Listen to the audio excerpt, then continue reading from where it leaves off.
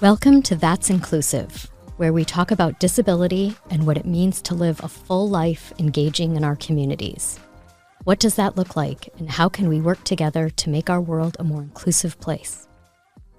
Hi, everyone. My name is Sam Shepard. I'm the founder and CEO of 3DA, and we're a nonprofit that advocates for people with developmental disabilities across the country. Our two priorities are legal rights and technology, although we'll be talking more about the technology part of our priorities today, which is to make information about assistive technology as accessible as we can. We have many articles and lots of information on our website about assistive technology and how you're able to, learn more about yours or a loved one's assistive technology needs. And with that, we also advocate for the advancement of assistive technology, not only within our schools, community, but just to be accepted as a whole. Hello, everyone. My name is Preethi Vaidyanathan, and I'm from Eyegaze. At Eyegaze, what we do is make products, make communication devices for people who have disabilities such as ALS, stroke, traumatic brain injury, SMA, and more. What you do with our device is you have a computer and a camera underneath it, which tracks your eyes, and you're able to type on the computer with your eyes. You cannot just type, but also you can access all the stuff that you and I do on any computer, like accessing Netflix, texting your friends, browsing, and more. Couple of key things about assistive technology devices like ours, which is a high-tech device, is it is an important part of a patient's life. And what we believe at Eyegaze is empowering every person to communicate equally. Communication is a basic right. We all should be able to communicate, whether that is through writing, whether that is to, using these kind of low-tech, high-tech devices. And it's not just technology that needs to advance, but also all the policies, all the funding, all the, care that we can give to these kinds of, to these patients is what we all should strive for. So today in our talk, we're going to dive into a little bit more about what technology can do in terms of, assistive technology. Just to provide you all with an overview of what assistive technology means, anything we do where we're unable to communicate via, verbally is called assistive technology. So, for example, think about, when something hits your head and you fall, and the first thing somebody asks you is, blink once for yes and blink twice for no. That is a form of assistive technology. There are various kinds of assistive technology. There is the blink example is a no-tech assistive technology. There are low, mid, and high-tech. There are paper keyboards that a lot of people use where you can ask them to, point their finger on letters on a paper, and that's a low tech. High tech is where devices like ours come into play, where you have computers and cameras and fancy technology taking place, which can go beyond typing letters on a keyboard. That is where, you do a lot of stuff you would do every day, controlling your wheelchair, accessing internet. For individuals with a developmental disability or mobility, assistive technology can make an individual more independent and alleviate any of the difficulties. So there are three key things when you're thinking about assistive technology. One is how can they express themselves, and how can they access this, the form of communication or what they need to express themselves. And then how can they connect with the world with, what expression they have and then what access method they have. Creating assistive technology is a very diverse topic. It depends on what kind of technology we're talking about. There are various kinds of companies, there are various kinds of organizations, and including individuals who create assistive technology. But the fundamental point about how do you create assistive technology is you need to identify the needs. Who is at the center of this whole world of assistive technology? And it is the patient, the individual who needs this assistive technology. Now, every individual in the world is going to have a different kind of need. So it becomes very subjective, very personalized, very quickly. But still at the very core of this whole world is the patient. What is it that they need? Once, as an individual, as an organization, or as a company, we have identified what the needs are, then starts, expanding that need into, the innovation cycle, as we call it. And it begins with research and development. So what already exists in the field? What has somebody else done? And is this something that I have to create from scratch? Or is it something that is an advancement on an existing product or an existing tool? And then, of course, like any other product, you have testing and how do you make it available for other people, for customers? And is it something that people can easily, download or install or buy? All of that comes into play when you start, making this technology available for people. And then this feedback keeps going back into, innovation cycle. So once you create an assistive technology, software or tool, it doesn't stop there. It's always an improvement that you have to keep making because, like I said, every individual who needs one of these assistive technology is going to have a different need from the next individual, and we may not solve everybody's challenges in the first go. Often what companies or organizations or individuals when creating some of these products will overlook is it's not just the patient that we are trying to address here. Yes, it's their need. The fundamental core of this world is the patient and their needs. But there are key people in this whole conversation about who's using these individuals, in this assistive technology. And that's the caregiver. So who's the family member or the nurse or the caregiver who's next to the patient who is going to be there to assist them with whatever technology they're using.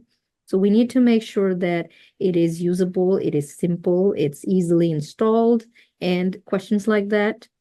There's also the clinicians who are going to be using this device to, either as a therapy tool or to showcase it to patients, other, various kinds of patients, new patients. So for assistive technology, the product that we're making or the software or, any of this technology needs to be more than just what the patient needs.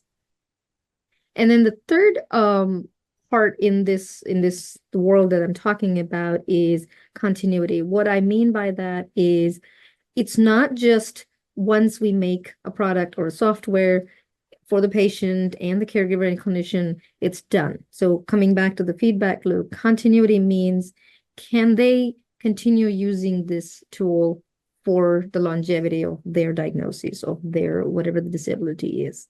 And how can we improve it? How can we keep, providing the same individual with more advanced technology so that they can, it makes their lives easy. Just a simple example, think about, how you bought, we all buy our phones. And 10 years ago, these phones were very limited. We couldn't take lots of pictures. We couldn't send emails as many as we do today. But then over time, all these software changes, all the phone, modifications, hardware made it so much easier that you don't even think twice before, how much memory does my phone have? So those are little things that go a long way and make sure that I'm able to use the technology for longer and longer time. The future of assistive technology is very important for a multitude of reasons. First being, as technology continues to advance in society, how we can utilize that to be assistive technology. So the prime example of that right now is artificial intelligence or AI, and how that can be utilized as assistive technology in the future. Another component is the technology first movement, which is a state-by-state initiative, legislation, and really that the name of it, technology first, is what it is how we can utilize technology and assistive technology before other issues when considering staffing shortages, whether that be in special education or day program, day services. So technology first really looks at how we can enhance our society to overcome the shortages, but also to continue to promote independence, autonomy for everyone, regardless of disability or not.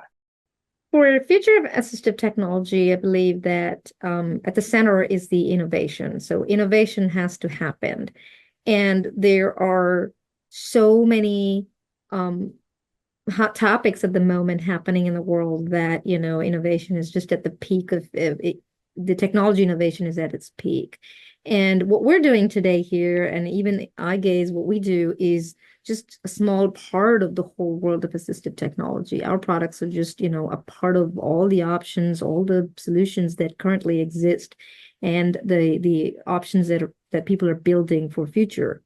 So at the top, obviously, everybody is aware of artificial intelligence, and Sam already touched a little bit on it, that AI with AI now, there can be so much possibility on, from low tech to high tech. They can all use AI to see, how we can enhance, how we can get this opportunity to improve the existing technology as well as, build new ones.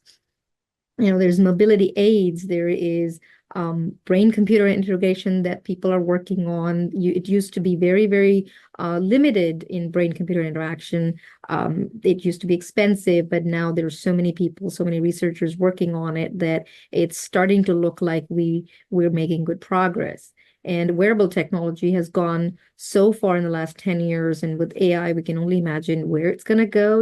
People can wear these watches, wear all these other, bracelets, to not just alert when something catastrophic has happened, but also just keep their health in check. Just a quick, message to someone when you're not able to actually type it up or say or call verbally. And so those little features, they're all part of assistive technology in that sense. And one of the biggest challenges that we have in at least the assistive technology market that we are in is the smart home. Now, smart home is fairly new in the sense of how accessible everyone's home can be made, and it's still not a technology that is like a plug and play. You buy one thing, you plug it in, and your whole entire home becomes smart home. There is still a lot of puzzles. It's still very high tech.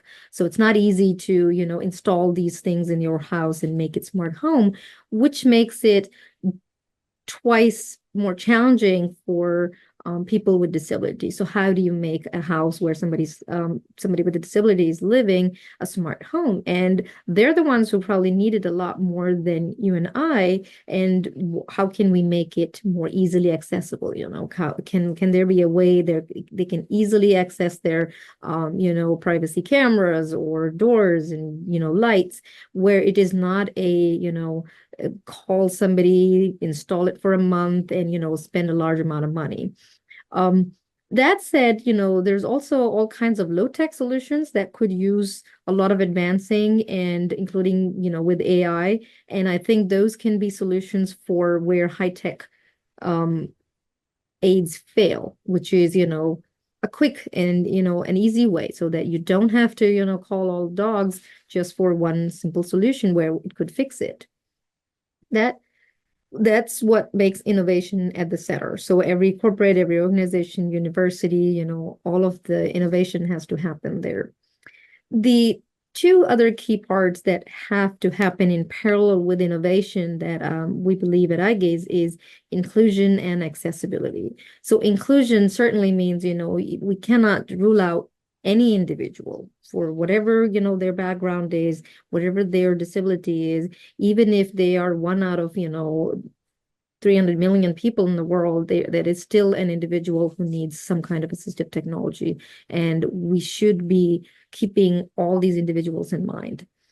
And accessibility is a big limitation currently that limits the access to any kind of assistive technology, especially high tech, for a lot of individuals. Affordability of these devices, and even they're so high tech that not everybody is tech savvy to be able to use a computer or to be able to understand the instructions on the manual. So making these simple, making funding available for all these things. Fortunately, in the US, we have some type of funding available for a lot of these individuals, and that definitely helps, but not to the point where we can call every individual now has the assistive technology, can afford it. And beyond the US borders, there are so many countries where, there's so much limitation because of the affordability of these kinds of low tech or high tech devices that we talk about. So Sam, I have a few questions for you. Let's start with the first one. What is 3DA's ultimate goal? Yeah, so really two goals in mind. For one, to have a nationwide advocacy presence. Being in every state and at the federal level is really our long-term goal. And then the other goal is to have our website just continue to be built up with resources and keep adding more on there, just so we can be a resource center for everyone that needs it in this field. That is so good. Awesome. Thanks so much. I'm sure our viewers are going to find all this information very useful on your website. Can you tell me how you got involved and what is your role? Yeah. So I founded 3DA just about a year after I finished college. And really, when I was in college, I was in student government, which taught me a lot about, advocacy. I was fortunate enough to be able to meet with, numerous administrators and, faculty staff on campus to raise the student voice. And, during my summers off, I worked as a direct support professional or DSP at a day program for adults with developmental disabilities. And that really taught me um, A, the importance of the field, and B, a lot of the unfortunate things that happen to the people with developmental disabilities, such as, abuse, neglect, exploitation. So when I got another job wrapping up college as a DSP at a group home, and just seeing how well that group home is ranked compared to the group homes that I was dropping people, off to or picking them up from in the day program that I had worked at. That's really where the idea of 3DA came, and yeah. Okay, yeah. And how is it that 3DA is assisting the, families who need these kinds of, assistive technology or communication needs? Yeah, so right now the majority of what we're doing with that is just continuing to make articles for our website. We have one that talks about identifying assistive technology needs. We have other articles about various assistive technologies as well. And then on the advocacy side, really pushing for the technology first initiative and legislation that I had talked about just before, which will help increase the needs for everyone with assistive technology as well. So, and you talk about legislation and how you're working on something to change that part as well, or at least initiate those things. So can you tell us a little bit more about what kind of involvement does 3DA have with, how are you making that part happen? It seems like a little bit of a uphill to have policy changes and things. So can you shed a little bit light on that? Yeah, we are currently working on that in Arizona, trying to bring the technology first initiatives and ideas here. It's really just about getting everyone on the same page, all the stakeholding groups, and all the voices that need to be heard in this process heard, and then from there bringing it to the legislature themselves, and hopefully they're being able to just express the need and to have the need accomplished with them. Oh, that's cool. Yeah, I'm glad that you're starting with one state, and then before we know it, it'll be a lot more states than that. Mhm. So, my last question is, what can vendors and other organizations, universities do to spread this awareness with along with you guys? How would you what would you expect from them to help you in this? Yeah, I think there's, a multitude of ways. I think one, helping advocate for technology, wherever they're located, whether it's here in Arizona where I am, or if it's somewhere across country entirely. That's one way. And I think also just collaborating to, make this information kind of like our discussion, as accessible as we can for everyone. Because that's what 3D's work is to do, is to make information about assistive technology accessible, as I said. So I think just working with, the companies that maybe someone just in the middle of America hasn't heard of, bringing that light to them, and maybe that'll make someone's, life easier by knowing more about that. Okay, that's good. Thanks, Sam. Thanks for spreading the awareness. Yeah. Yeah, I have a few questions for you as well, Preethi. For one, how long has Eyegaze been around? So we started about more than 3 decades ago. Our co-founders, Dixon and Pete, um, they basically started with, one of our first customer or patient in this case was an injured police officer who was shot in the line of duty, and um, that's how it started. And then ever since then, we've been serving all patients, with various kinds of needs, with their communication needs, various kinds of disabilities. Okay, that's interesting. And what got you interested in working in the assistive technology industry and then Eyegaze specifically as well? So I finished my school, and once I finished my PhD, I did it in eye tracking. So obviously, I was in engineering background, and I did eye tracking, and this was like a hand in glove fit for me, where I could come and make these eye trackers for whatever product they were building. And once I learned the product that they're building, that it goes to an end user who needs it as a communication device, and I was just, it's like a Doctors Without Borders, except I'm not traveling to outside of these places. So it makes you feel I'm doing what I love, and also it's at the end of the day useful for somebody. So That's great. That's great. And so how long have you been with Eyegaze and what is your current role?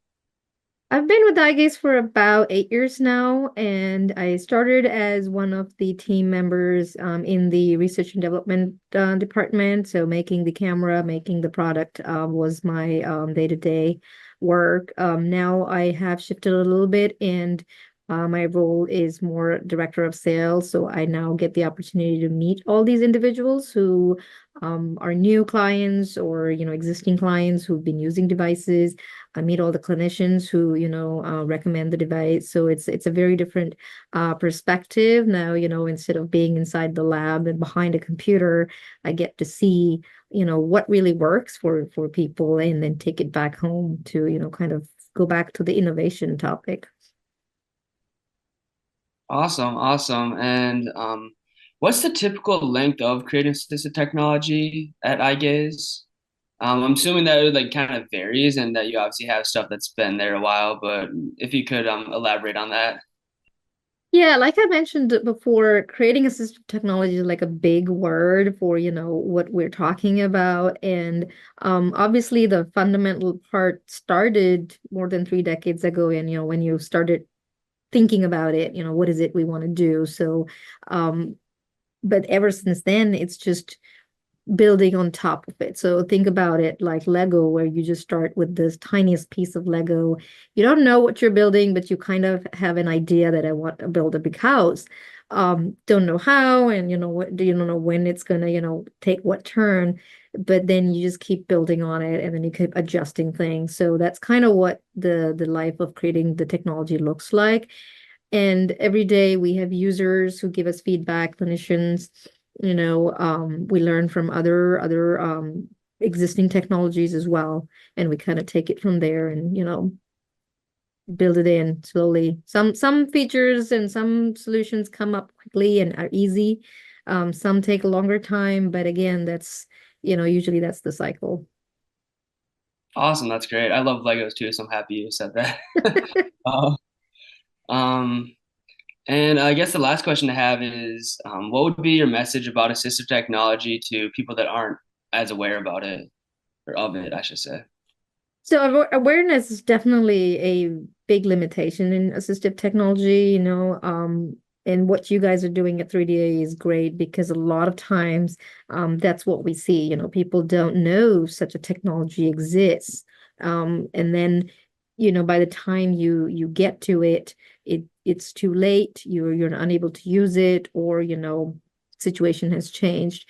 And I would say that again, we need to spread it as much as possible. So it shouldn't be the case that somebody who needs it is the only one who, finally learns about it.